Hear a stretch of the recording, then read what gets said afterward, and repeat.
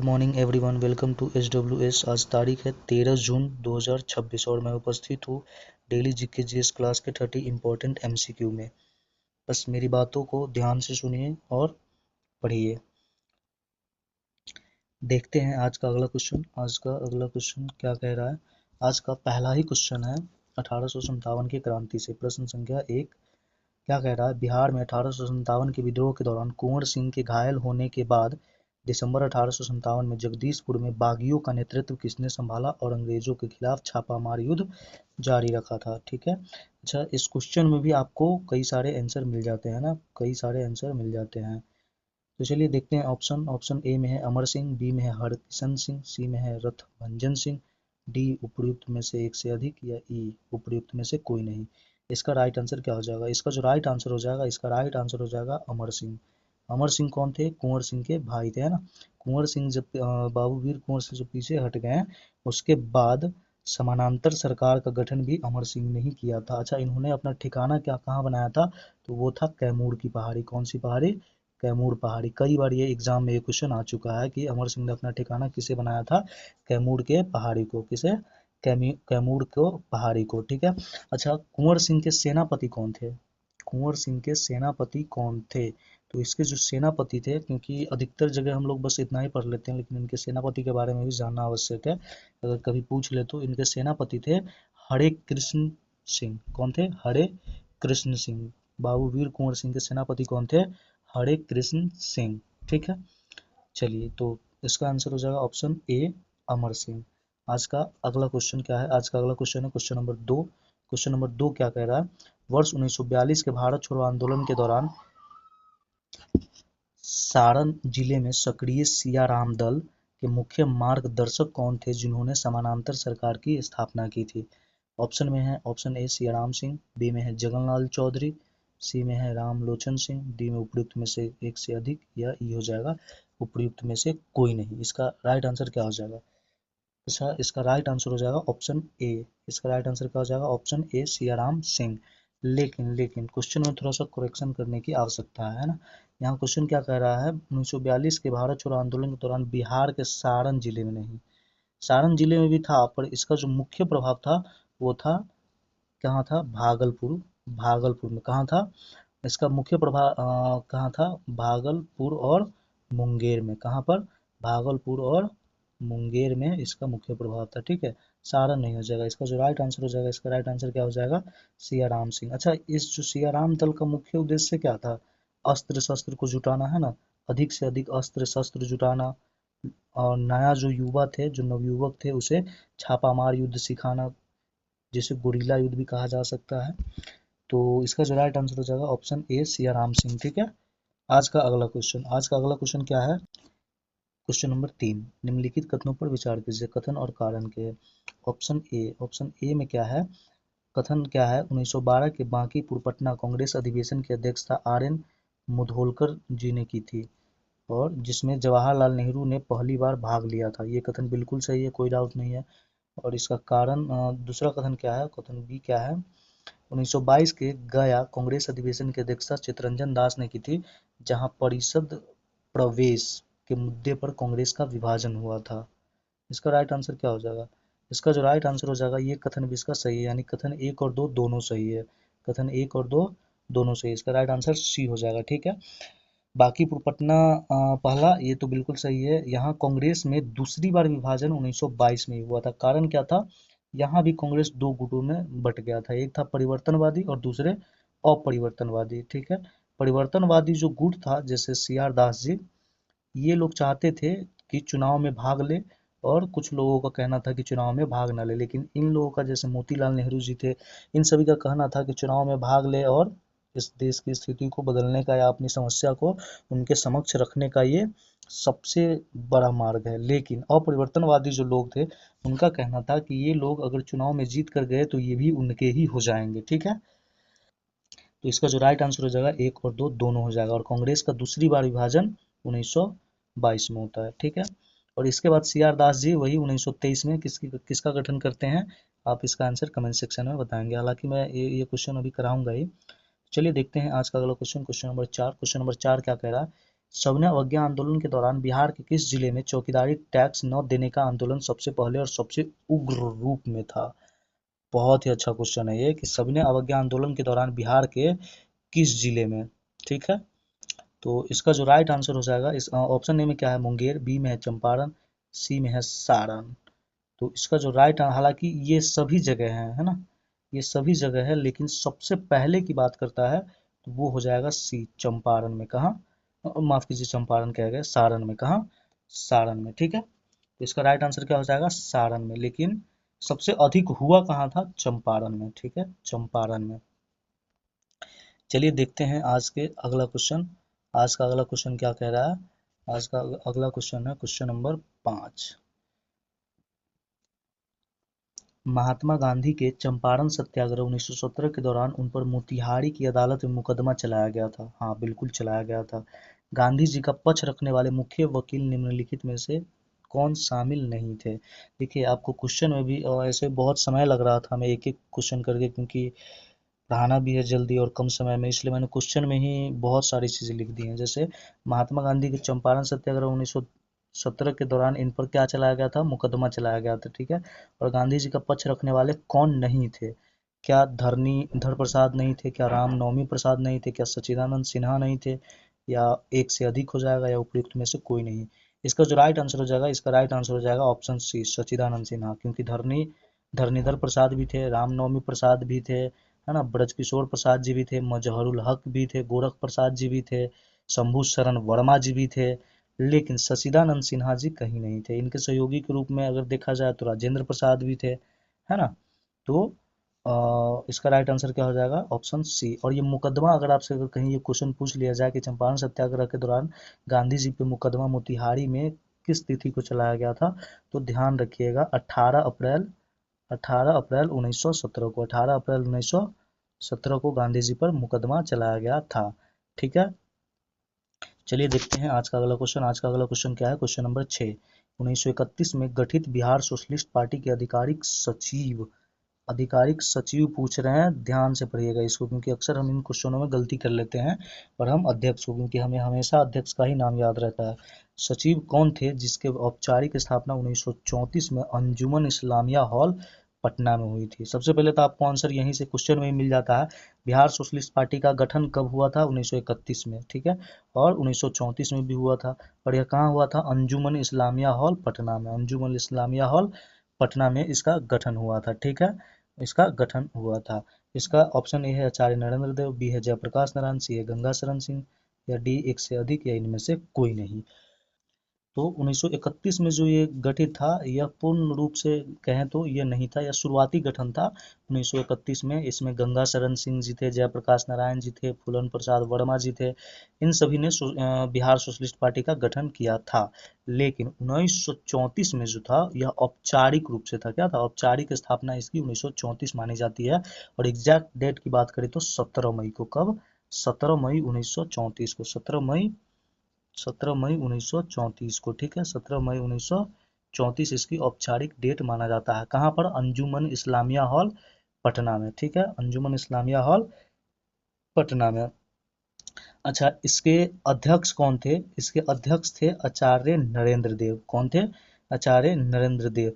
सचिव या महासचिव पूछे तो कौन थे, ये थे जयप्रकाश नारायण। जयप्रकाश नारायण को चुने गए थे, ठीक है।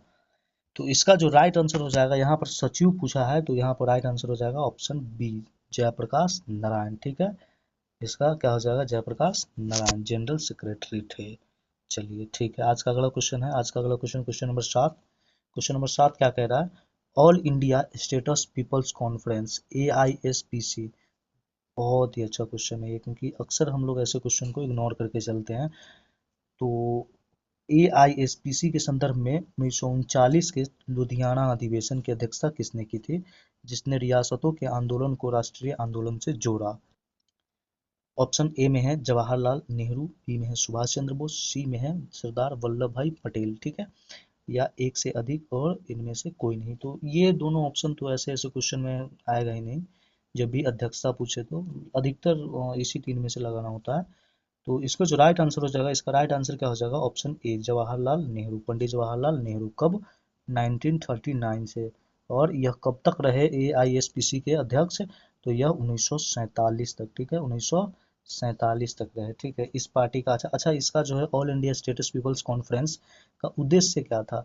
इसका उद्देश्य था कि जनता को लोकतांत्रिक अधिकार दिलाना, वहाँ की निरंकुश राजशाही को समाप्त करना, यही इनका उद्देश्य था, है ना। जो देशी रियासतें थी उन सभी का विलय या उन लोगों को जागरूक करना, ठीक है, उनको अधिकार दिलाना, क्योंकि भारत में उस समय भी बहुत सारी रियासतें थी। तो इसका राइट आंसर क्या हो जाएगा? Option A Jawaharlal Nehru. और यह कब से कब तक रहे? 1939 टू 1947 तक। आज का अगला क्वेश्चन देखते हैं। आज का अगला क्वेश्चन है क्वेश्चन नंबर 8। क्रांतिकारी संगठन अनुशीलन समिति की पटना की शाखा स्थापना 1913 में किसने की थी?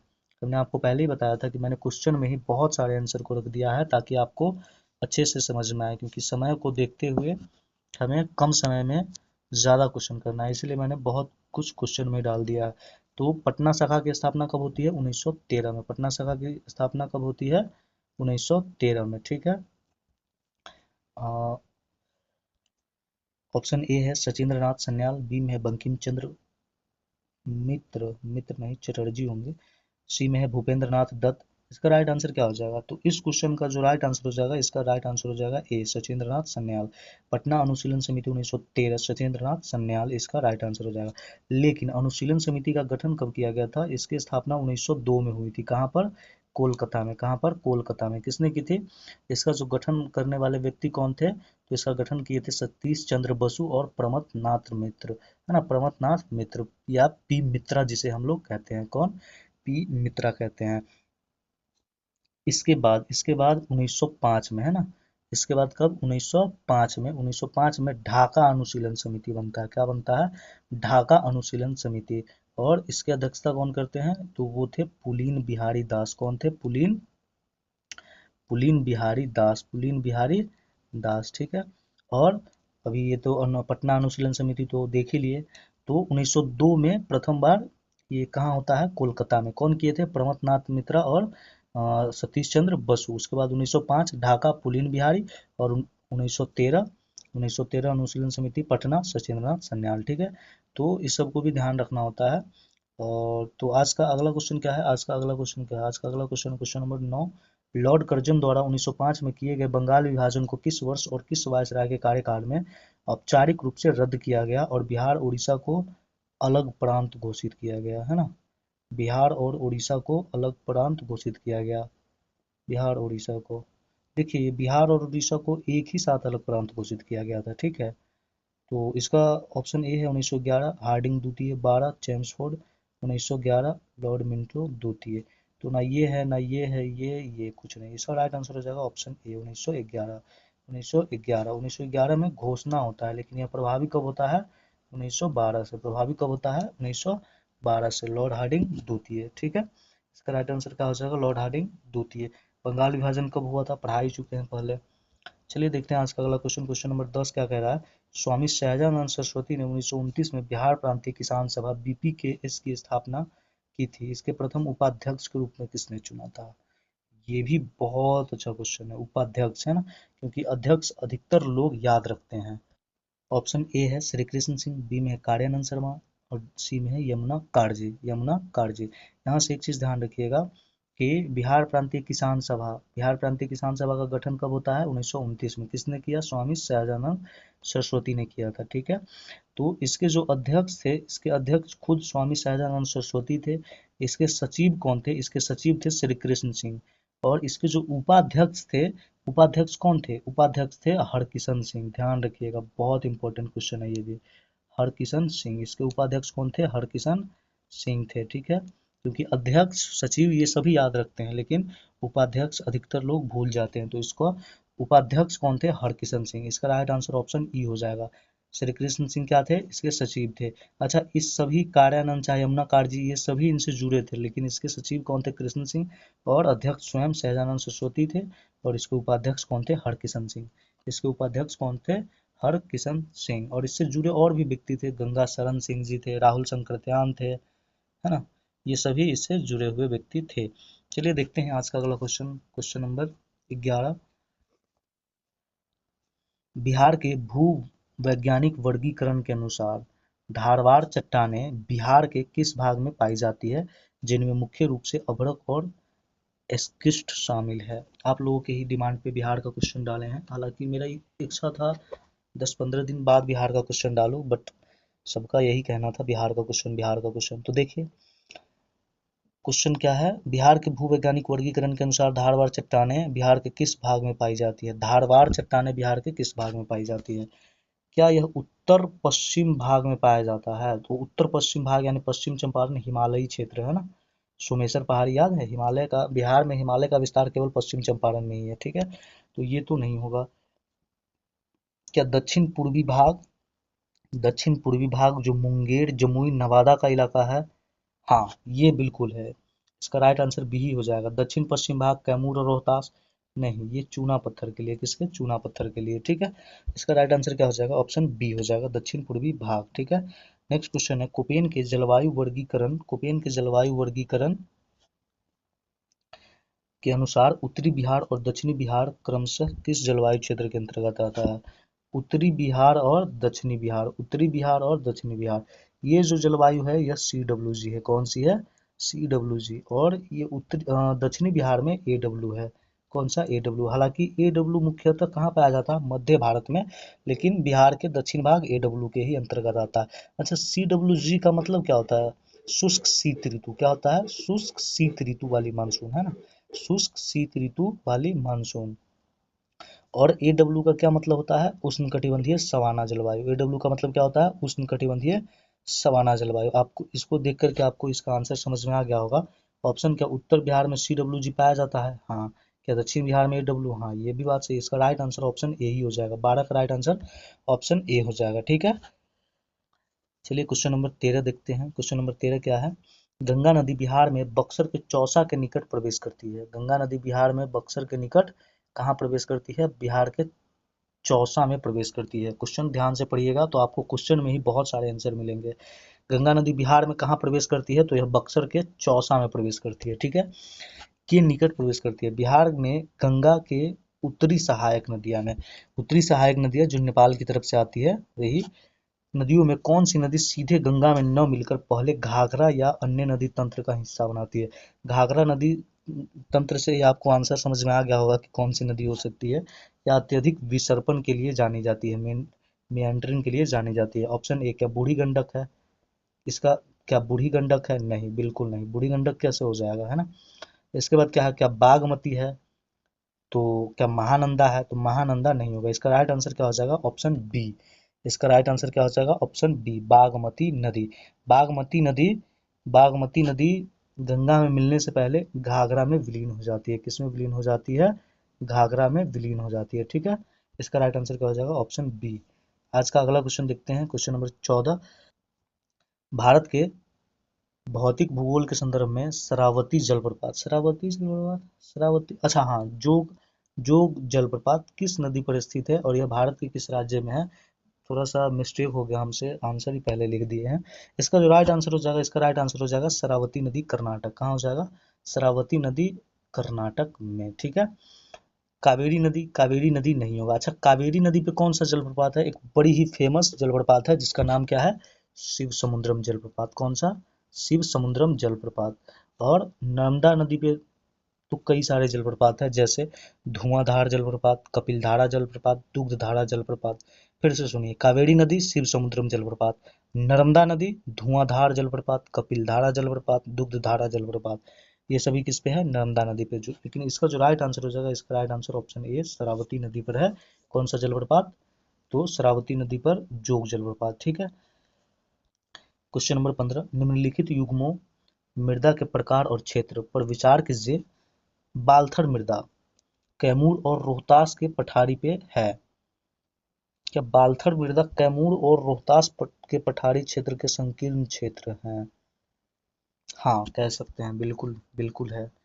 टाल मृदा गंगा के दक्षिण तट पर 8 से 10 किलोमीटर चौड़ी पट्टी है, ये बात भी बिल्कुल सही है।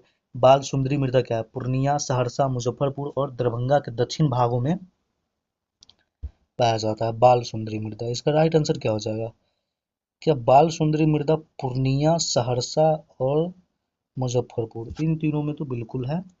क्या दरभंगा के भी दक्षिणी भाग में है? हाँ, दरभंगा के भी दक्षिणी भाग में है। इसका राइट आंसर क्या हो जाएगा? Option C. एक दो तीन तीनों सही सुमेलित है। आज का अगला क्वेश्चन देखते हैं, क्वेश्चन नंबर 16। शिवालिक श्रेणी के अंतर्गत सोमेश्वर की पहाड़ी। देखिए, आपको बहुत कुछ सीखने को मिलेगा क्वेश्चन में, केवल आप ध्यान से पढ़िए, ध्यान केंद्रित करके पढ़िए, है ना। कई कई बार हम लोग पढ़ते रहते हैं, फोन पे देखते हैं, लेकिन हमारा ध्यान कहीं और होता है। तो ऐसा नहीं कीजिएगा, थोड़ा ही देर पढ़िए, जितना पढ़ना है उतना ही देर पढ़िए, बट ध्यान से पढ़िए। तो शिवालिक श्रेणी के अंतर्गत सोमेश्वर की पहाड़ी बिहार के, है ना, सोमेश्वर की पहाड़ी कहाँ है? बिहार के किस जिला में स्थित है? किस जिला में स्थित है? जो बिहार की सबसे ऊंची चोटी है, और इसकी ऊंचाई लगभग 874 मीटर है। इसकी हाइट भी डाल दिए कि इसकी सोमेश्वर की पहाड़ी की हाइट कितनी? 874 मीटर, 874 मीटर। ऑप्शन ए पूर्वी चंपारण, नहीं, अभी जस्ट बताए थे। पश्चिम चंपारण, बिल्कुल, यह कहाँ है? पश्चिम चंपारण में ही है, ठीक है, पश्चिम चंपारण। इसका राइट आंसर हो जाएगा ऑप्शन बी, पश्चिम चंपारण। आज का अगला क्वेश्चन देखते हैं, क्वेश्चन नंबर 17। क्वेश्चन नंबर 17 क्या कह रहा है? क्वेश्चन नंबर 17 है, भारत के निम्नलिखित राष्ट्रीय उद्यानों अभ्यारण्यों को उत्तर से दक्षिण के क्रम में व्यवस्थित कीजिए। आज के क्वेश्चन थोड़े से हार्ड लग रहे होंगे, बट थोड़ा थोड़ा करके प्रयास कीजिए, और ऐसे ही क्वेश्चन हमें एग्जाम में देखने को मिलते हैं। ये वन लाइनर क्वेश्चन तो अब शायद ही उसका पैटर्न रहा हो। 100 क्वेश्चन में मुश्किल से 10 15 20 क्वेश्चन पूछ ले, ये काफ़ी है ना। लेकिन अब जो क्वेश्चन का पैटर्न रहा है इसी तरह का, तो क्या हो गया, थोड़ा सा मेहनत कर लेंगे, थोड़ा सा ज़्यादा समय दे देंगे तो ये बेहतरीन है, ठीक है। तो चलिए, क्या है, उत्तर से दक्षिण, है ना, नॉर्थ टू साउथ को दिखाना है ना। कौन सा राष्ट्रीय उद्यान पहले आएगा? क्या दुधवा राष्ट्रीय उद्यान, क्या दुधवा राष्ट्रीय उद्यान होगा? क्या वाल्मीकि राष्ट्रीय उद्यान, जिम कॉर्बेट राष्ट्रीय उद्यान, या केबुल लामजाओ राष्ट्रीय उद्यान, है ना। दुधवा राष्ट्रीय उद्यान कहाँ है? दुधवा राष्ट्रीय उद्यान किस राज्य में है, ये बताइए। तो दुधवा राष्ट्रीय उद्यान है उत्तर प्रदेश में, यूपी में, ठीक है। वाल्मीकि राष्ट्रीय उद्यान बिहार में, और यह बिहार का इकलौता राष्ट्रीय उद्यान है। जिम कॉर्बेट कहाँ है? जिम कॉर्बेट राष्ट्रीय उद्यान है उत्तराखंड में। कहाँ है? उत्तराखंड में। और केबुल लामजाओ तो कल भी पढ़ाए हैं, केबुल लामजाओ कहाँ है? मणिपुर में। कहाँ है? मणिपुर में, ठीक है। तो इसका राइट आंसर क्या हो जाएगा? इसका राइट आंसर हो जाएगा, सबसे पहले क्या हो जाएगा? सबसे पहले सबसे ऊपर क्या हो जाएगा? सबसे ऊपर हो जाएगा इसमें उत्तराखंड होना चाहिए, है ना। सबसे ऊपर क्या हो जाएगा? उत्तराखंड। तो सबसे पहले 3 हो जाएगा, ठीक है। 3 के बाद उत्तराखंड के बाद क्या हो जाएगा? यूपी हो जाएगा। उत्तराखंड के बाद यूपी हो जाएगा, बिल्कुल यूपी हो जाएगा। 3 के बाद 1। इसके बाद क्या होना चाहिए? इसके बाद होना चाहिए 2, बिहार वाला, है ना। 3, 1, 2 और 1 बच गया 4, ठीक है। तो इसका राइट आंसर क्या हो जाएगा? इसका राइट आंसर हो जाएगा ऑप्शन ए। Option A, 3, 1, 2, 4। देखते हैं आज का अगला क्वेश्चन, क्वेश्चन नंबर 18 है, बिहार में कांवड़ झील जो एशिया की सबसे बड़ी शुद्ध पानी की गोखुर झील है, ऑक्सबो लेक है। क्या है? ऑक्सबो लेक है, और बिहार का पहला रामसर स्थल है, किस जिले में स्थित है? ऑक्सबो लेक कैसे बनता है? नदियों के विसर्पण से। किससे बनता है ऑक्सबो लेक? नदियों के विसर्पण से ऑक्सबो का निर्माण होता है, ठीक है। ऑक्सबो लेक का निर्माण होता है। और ये जो कांवड़ झील बना हुआ है या कांवड़ लेक, यह किस नदी से बना हुआ है? बूढ़ी गंडक से। किससे? बूढ़ी गंडक के विसर्पण से बना हुआ है कांवरताल झील, ठीक है। और यह किस जिला में है? क्या बेगूसराय है, कटिहार है, दरभंगा है, इनमें से एक से अधिक या कोई नहीं? इसका राइट आंसर हो जाएगा ऑप्शन ए, बेगूसराय। अच्छा, आपसे एक क्वेश्चन पूछते हैं, ऑफलाइन कमेंट करके जरूर बताइएगा इसका आंसर। बिहार में अब तक कितने रामसर स्थल है, ठीक है, और कौन कौन से हैं, किस जिला में है, ठीक है। चलिए देखते हैं आज का अगला क्वेश्चन। आज का अगला क्वेश्चन क्या है? Question number 19। क्वेश्चन 19 क्या कह रहा है? भारत में मानसूनी वर्षा के संदर्भ में ब्रेक इन मानसून, है ना, ब्रेक इन मानसून, मानसून का विच्छेद, है ना। ब्रेक इन मानसून का क्या मतलब होता है? मानसून का विच्छेद की स्थिति तब पैदा होती है जब अक्षीय गर्त यानी खिसककर कहाँ चला जाता है? अक्षीय गर्त संबंध में ब्रेक इन मानसून, मानसून का विच्छेद, है ना, खिसक करके कहाँ चला जाता है। बेसिकली ब्रेक इन मानसून का, या फिर इसका मतलब क्या होता है? इसका मतलब होता है जैसे जून से लेकर के सितंबर और अक्टूबर तक जो बारिश होती है, इस बीच में कभी कभी देखते होइएगा बारिश होते होते अचानक से बारिश गायब हो जाती है ना, 10 दिन 12 दिन 15 दिन के लिए बारिश नहीं होती है। इसी को कहा जाता है ब्रेक इन मानसून। इसी को क्या कहता है? Break in monsoon. और यह स्थिति कब पैदा होती है, कैसे पैदा होती है ना? क्या हिमालय के पद प्रदेश यानी फुट हिल्स की ओर चली जाती है मानसूनी वर्षा? क्या हिमालय के फुट हिल्स की ओर चली जाती है, या फिर मध्य भारत की पठारी क्षेत्र की ओर हो जाती है, या सी अरब सागर के तटीय मैदान की ओर हो जाती है? एक से अधिक या इनमें से कोई नहीं। इसका जो राइट आंसर हो जाएगा, इसका राइट आंसर हो जाएगा ऑप्शन ए, हिमालय के फुटहिल्स की ओर चली जाती है। यानी कि जो हिमालय के सबसे नजदीक है उत्तर भारत में एकदम से, वहाँ खूब बारिश होती है इस समय में, है ना, खूब बारिश होती है। और इसी को ब्रेक इन मानसून कहा जाता है, ब्रेक इन मानसून कहा जाता है। आज का अगला क्वेश्चन देखते हैं, क्वेश्चन नंबर 20। बिहार का कौन सा जिला पश्चिम बंगाल और नेपाल दोनों के साथ अपनी सीमा साझा करता है? इसमें कुछ सोचना है? इसमें कुछ नहीं सोचना, सीधे किशनगंज लगा देना है। देखते हैं आज का अगला क्वेश्चन। समय बहुत ज्यादा निकलते जा रहा है, समय सीमा की पाबंदी है। आज का अगला क्वेश्चन देखते हैं, क्वेश्चन नंबर 21। भारतीय संविधान के किस भाग को डॉक्टर बी आर अम्बेडकर द्वारा संविधान की आत्मा और हृदय कहा है?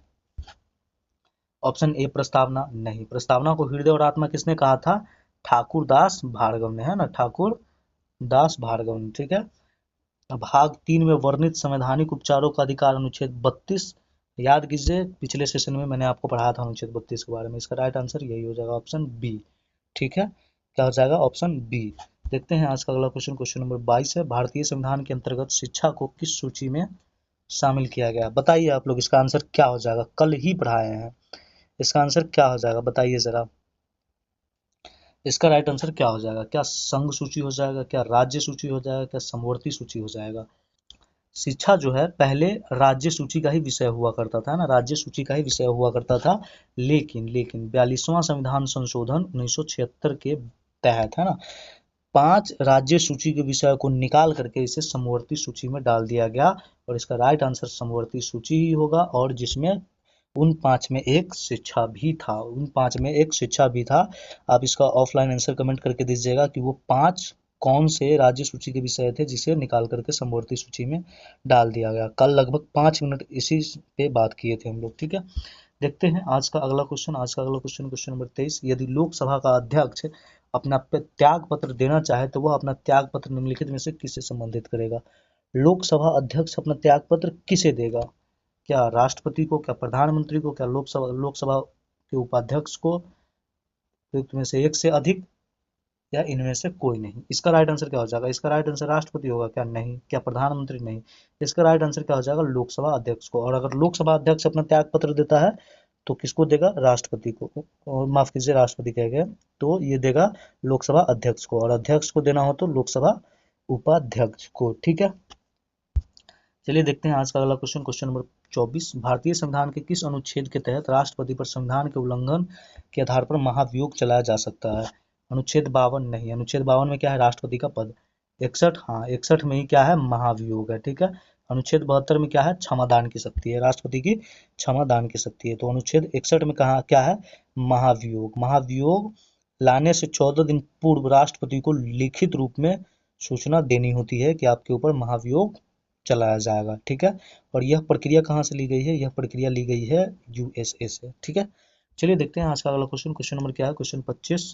क्वेश्चन 25 क्या कर रहा है? किसी राज्य में राष्ट्रपति शासन अधिकतम कितनी अवधि तक बढ़ाया जा सकता है?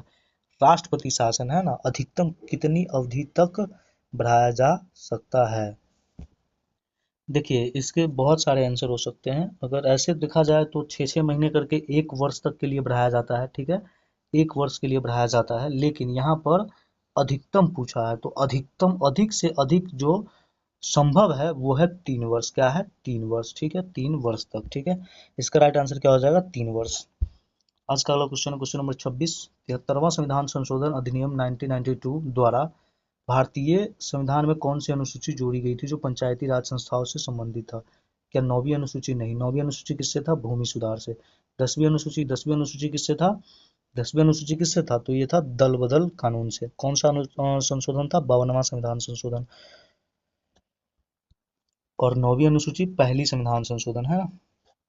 इसके बाद क्या है? 11वीं अनुसूची। 11वीं अनुसूची 73वां संविधान संशोधन, और यही था पंचायती राज संस्थाओं से संबंधित है। ठीक है, भारत में पंचायती राज के कितने स्तर है? 3 स्तर है, और यह किसने दिया था? बलवंत राय मेहता समिति ने, है ना। बलवंत राय मेहता समिति कब की समिति है? 1957 की। इससे संबंधित एक और समिति है अशोक मेहता समिति, जो कब आई थी? 1977 में आया था। इससे संबंधित और 1-2 समितियां हैं जो मैं क्वेश्चन के माध्यम से आपको समझाने का प्रयास करूंगा किसी भी दिन किसी क्लास में। चलिए देखते हैं आज का अगला क्वेश्चन क्या है। आज का अगला क्वेश्चन, तो इसका जो राइट आंसर हो जाएगा ऑप्शन सी। आज का अगला क्वेश्चन है क्वेश्चन नंबर 27। भारतीय संविधान का कौन सा अनुच्छेद यह सुनिश्चित करता है कि राज्य 6 से 14 वर्ष की आयु के सभी बच्चों को मुफ्त और अनिवार्य शिक्षा यानी फ्री एंड मैंडेटरी एजुकेशन प्रदान करेगा। देखिए क्वेश्चन जितना साधारण दिख रहा है उतना साधारण क्वेश्चन है नहीं, ठीक है। इस क्वेश्चन को आप जितना साधारण तरीके से देख रहे हैं इतना साधारण है नहीं। चलिए देखते हैं आज का ऑप्शन पहले देखते हैं। ए में क्या है, अनुच्छेद 21 का ए, बी में है 45, सी में है अनुच्छेद 551 का ए, है ना। क्या हो जाएगा 51 का ए, 21 का ए या 45? तो देखिए जब भी यहाँ पर राज्य की बात करेगा, है ना, राज्य की बात करेगा कि राज्य 6 से 14 वर्ष की आयु के सभी बच्चों को मुफ्त और अनिवार्य शिक्षा दे, तो जब भी राज्य की बात करेगा तो यह हो जाता है 21 का ए, ठीक है। और अगर यहाँ पर माता पिता और अभिभावक का मौलिक कर्तव्य की बात करेगा तो अनुच्छेद 51 का क, 51 का क। और ये दोनों ही हुआ था किससे, 86वां संविधान संशोधन, 86वां संविधान संशोधन से, ठीक है। अच्छा अनुच्छेद 45 ये भी बच्चों से संबंधित है। बच्चों से संबंधित क्या है कि 0 से 6 वर्ष के बच्चों के लिए, है ना, 0 से 6 वर्ष के बच्चों के लिए जो देख रेख होती है वो राज्य का कर्तव्य है। 0 से 6 वर्ष के बच्चों तक के लिए क्या है, राज्य का कर्तव्य है। उसकी देख रेख, उसकी शिक्षा का निर्देश, ये सभी राज्य का कर्तव्य है। जैसे आप अपने आस पास में देखे होइएगा कितने बच्चे पढ़े भी होंगे आंगनबाड़ी केंद्र, है ना। तो इसका राइट आंसर क्या हो जाएगा, ऑप्शन ए। राज्य पूछा है तो 21 का ए, अगर माता पिता अभिभावक का कर्तव्य पूछता तो 51 का क। चलिए आज का अगला क्वेश्चन देखते हैं। क्वेश्चन नंबर 28 क्या है, राज्य लोक सेवा आयोग जैसे बीपीएससी या फिर यूपीएससी, लेकिन यहाँ पर राज्य लोक सेवा आयोग की बात कर रहा है, माफ कीजिएगा यूपीएससी नहीं होगा, जैसे बीपीएससी के अध्यक्ष और सदस्यों की नियुक्ति राज्यपाल द्वारा की जाती है, परंतु इनको पद से हटाने का अधिकार किसे प्राप्त है। क्वेश्चन को ध्यान से पढ़िए, आपको इसमें कई सारे क्वेश्चन मिलेंगे। जैसे बीपीएससी के अध्यक्ष और सदस्यों की नियुक्ति कौन करता है, राज्यपाल करता है। बीपीएससी क्वेश्चन पूछता है कि बीपीएससी के चेयर अध्यक्ष और सदस्य की नियुक्ति कौन करता है, तो राज्यपाल द्वारा किया जाता है, परंतु उनको पद से हटाने का अधिकार किसे प्राप्त है। क्या संबंधित राज्य के मुख्यमंत्री को, नहीं, मुख्यमंत्री कैसे हटा सकते हैं। क्या संबंधित राज्य के राज्यपाल को, नहीं, राज्यपाल नियुक्त कर सकते हैं लेकिन उनको हटाने का पावर नहीं है, उनको हटाने का पावर नहीं है। उनको उनको केवल भारत के राष्ट्रपति जी ही हटा सकते हैं, भारत के राष्ट्रपति जी ही हटा सकते हैं, ठीक है। तो इसका जो राइट आंसर हो जाएगा ऑप्शन सी हो जाएगा। अच्छा राष्ट्रपति जी भी हटाएंगे तो वो कारण दे भी सकते हैं, कारण नहीं भी दे सकते हैं, उनका उनके ऊपर डिपेंड करता है, भारत के सर्वोच्च नागरिक हैं। लेकिन ये तभी होता है जब साबित कदाचार हो। साबित कदाचार का मतलब क्या होता है कि उन पर कोई आरोप लगा हो, कोई घूस का आरोप लगा हो, तो इस मामले को वो क्या कर सकते हैं, राष्ट्रपति जी उसको हटा सकते हैं। या पागल या दिवालिया हो गया हो, है ना, या फिर कोई और रोजगार में चला गया हो, है ना, तो उसको हटा सकता है। मानसिक या शारीरिक रूप से असमर्थ हो तब भी उसे हटा दिया जा सकता है, ठीक है। चलिए ठीक है, आज का अगला क्वेश्चन देखते हैं। Question number 29, second last question है आज का। क्वेश्चन नंबर 29, ठीक है। प्रश्न, भारतीय संसद के किस सदन की बैठक आयोजित करने के लिए आवश्यक, किसी सदन की बैठक आयोजित करने के लिए आवश्यक गणपूर्ति यानी कोरम नंबर कुल सदस्य संख्या का कितना भाग होता है।